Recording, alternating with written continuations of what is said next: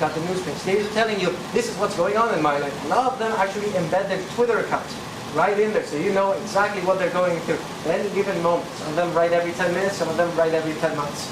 It's very, very interesting. Of course, there's the forum, where the readers communicate amongst themselves. We're a real community. He goes and interprets the text. He goes and sees what exactly is going on with these ongoing narratives. And the author himself goes in there and sets the record straight at some given moment. Of course, you've got the frequently asked questions. These are designed so that reader comes into the website, reads 2 or 3 installments of a webcomic, has sort of a general idea, goes in here, he knows what's going on. You've got a cast of characters, you've got publication schedules, you've got general ideas going in there, so that there to familiarize new readers without too much struggle. And of course, the biggest thing of all is the archive. This is when you get how the entirety of the narrative in one specific place. You can see all of it right there. And makes recaps unnecessary. You can use your comic book real estate to be able to better tell the story. And even when the story has been going along for so long that even the die-hard readers suddenly have to go through the archive on a character that hasn't shown up in 3 years suddenly makes his way out of the blue. You can go back and see what's going on. And it's readily accessible. But then you've got some crazy moments like Metsakala. Metsakala started in 2008, but they made their archives go all the way back to that date. By the way, that's 13 nines, that's 14 times older than the approximate age of the universe. 1 comic per day. There's ostensibly around 4 quadrillion comics in there. It's not a narrative, I'm not talking about them anymore. Okay, but what the webcomic cartoonists talk about with their narrative construction, the most important thing is that they make each installment significant. You've all read manga and suddenly you realize nothing happened in here. And you're mad at the author because there's 3 flashbacks. Facts and narrative exposition. That's completely unnecessary. In the narrative pacing, you can make it shallow between the publication schedule. You can put it happening day by day because the action is happening so quickly. You can make the characters feel lost in a desert and then you don't write anything for a month. And that emotion of confusion, doom is transposed to the reader as well. So you've got a lot of cool things you can do. Or you can just do it once a week and be your business like a professional about it. So of course, the most important thing is that the story of the webcomic remains in narrative flux until the last installment is published. The next installment, they can say it's all been a dream, let's start all over again. Asteroid could hit, Deus Ex Machina, nothing more. Anything can happen in any given moment. And because we can go, it's changing so much, we have several things like the Cerebus retcon, which is basically when the story is changing, we go back and we say, no, it's not like that at all. You make the funny character a tragic person who uses humor as a self-defense mechanism. You have your Orwellian retcon, when you literally go back into the archives and you change the story to make it fit whatever you're doing. And this is seen as they're changing it for the better, or you've just desecrated the original narrative and no one can ever see it again. It's very interesting 2 sides of the debate on the readership there. Of course, let's go into chapter 5 in which I use my quantitative methodology. Basically, throughout the entirety of Order of the Stick, I found 8 narrative strategies that are constantly placed throughout. What I did was I put all of the installments in groups of 50, went through each one, and basically went yes or no, does this narrative strategy take place between all of them, and then I placed them within the particulars of Cerebus syndrome, which basically says a narrative starts out funny, halfway through he decides to make it serious, and then suddenly he realized he was in over his head, and he does like funny, serious drama. And that's a part that's called tonal juggling. And a lot of people will make it from funny to serious, but they won't do the tonal juggling very well. A lot of people say that Rich Bird of the Order of the Stick is a master of the tonal juggling. And of course, I say maybe why this is happening, why or why not. So, this is about 20 pages worth of tables is the results of my quantitative methodology. Do you guys understand it? Yeah. Okay, just in case you don't, pay attention because I'm going to go over each of them very clearly. Now, the key thing to remember is that the y-axis, that's the amount of narrative strategies occurring within the 50 installments, and each number represents a group of 50. So group 14, that's 700. That's from 651 through 700. And you can see that 40 happened, right? Okay, let's go through each of these narrative strategies, shall we? Breaks in narrative continuity. This is when the train of thought moment happens and you suddenly stop the narrative momentarily or for an entire installment. This is what a lot of readers consider the Family Guy moment. When you suddenly stop what's going on, you do something completely different, mostly for the sake of comedy, and you keep going. And as you can see here, he's considering something, complete jump to an animated cup of coffee attacking. And these happen a lot of times, sometimes a little bit, sometimes for an entire installment. And as you can see here, at the beginning, wasn't so much a big use. Near halfway through the middle, you can see that there's a clear change in the amount of times the narrative strategy takes place. And I consider that this is because the humor in the narrative is actually shifted through a lot of things, so to the point where the only way you can get a punchline is by using these breaks in narrative continuity, because it is primarily still a work of humor. Because it is a work of humor, I also analyze the times when there are no punchline. Rich Berlu makes it a big point. I try to put a punchline as many times as possible at the end of a comic. I'm only counting the punchlines, not the jokes that happen at any other given moment throughout the installment. And of course, when there's no punchline, that means the narrative is somehow becoming more important. And as you can see with this table, you can see that just like the last one, as the second half goes in, it's become a bigger issue, a bigger driving force within the narrative. But it's only 15, maybe 20, less than a third. So you can see that humor is still a big part of the original narrative, and that's good because the original readership wants to laugh. They don't want to cry, even though both things happen. Of course, non-traditional page format. This is when you get more than one page, when you get irregular panel placement, when you get infinite canvas.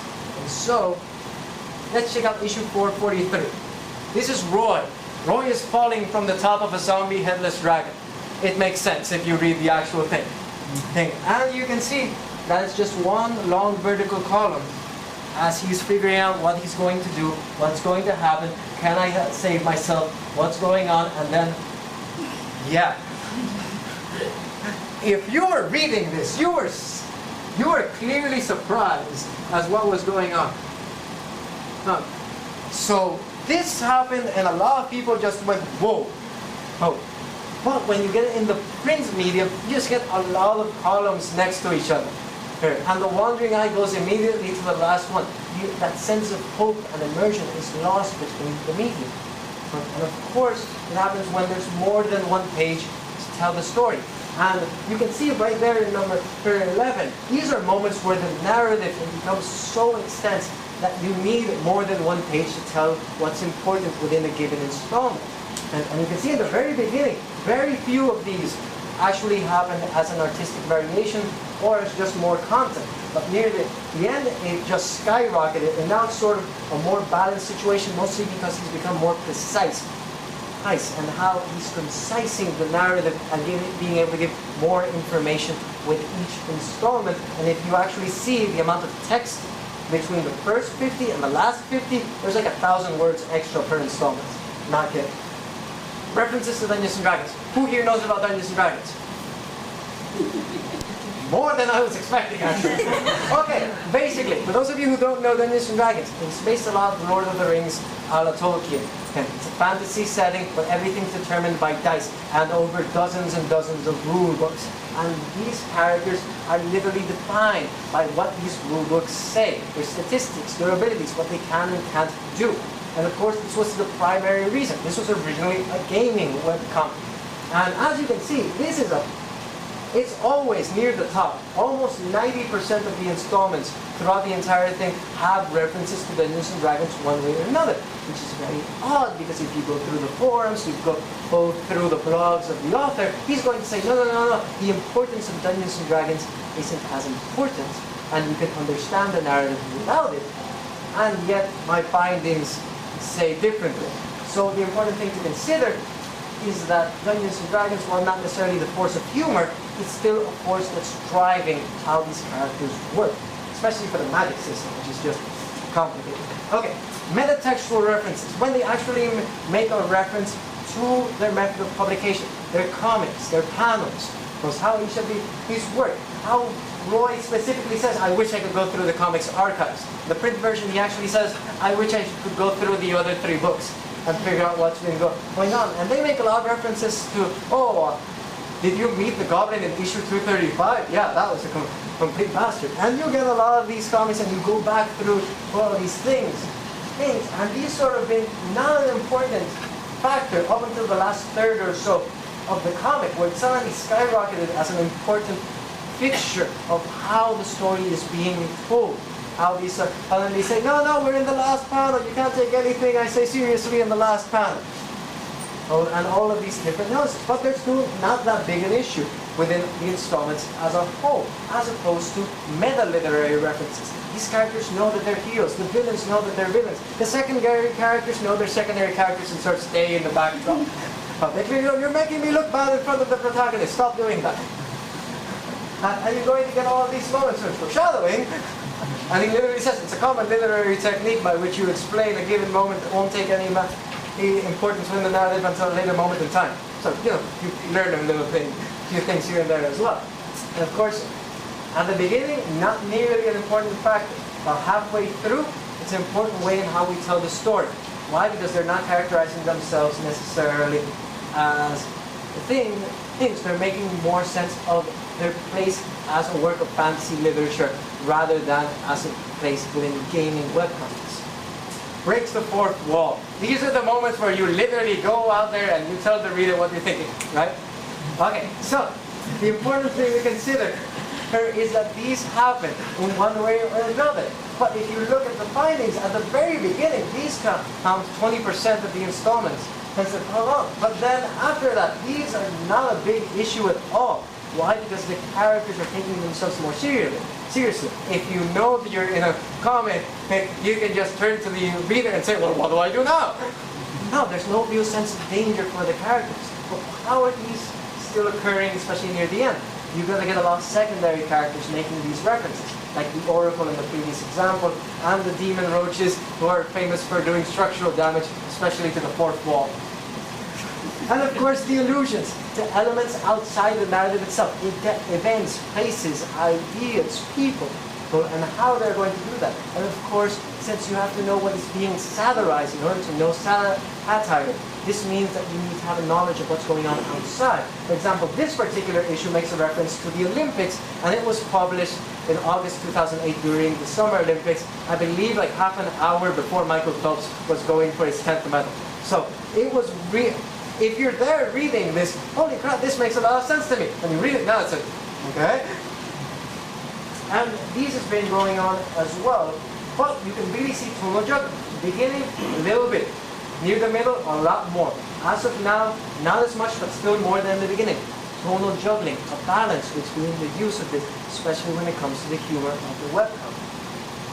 Now, what are the textual elements of webcomics? We've seen that, how they work, but you have to remember, the webcomic has both the print and the digital version. You've got merchandising, you've got board games, you've got t-shirts, you've got a lot of things that contain the narrative in one way or another. But the documents that contain this narrative change it. As we saw with Infinite Canvas, you can't really transpose that onto a print medium. And you're going to get those multiple pages already stacked up. And more importantly, it's different because with the archive, I got everything.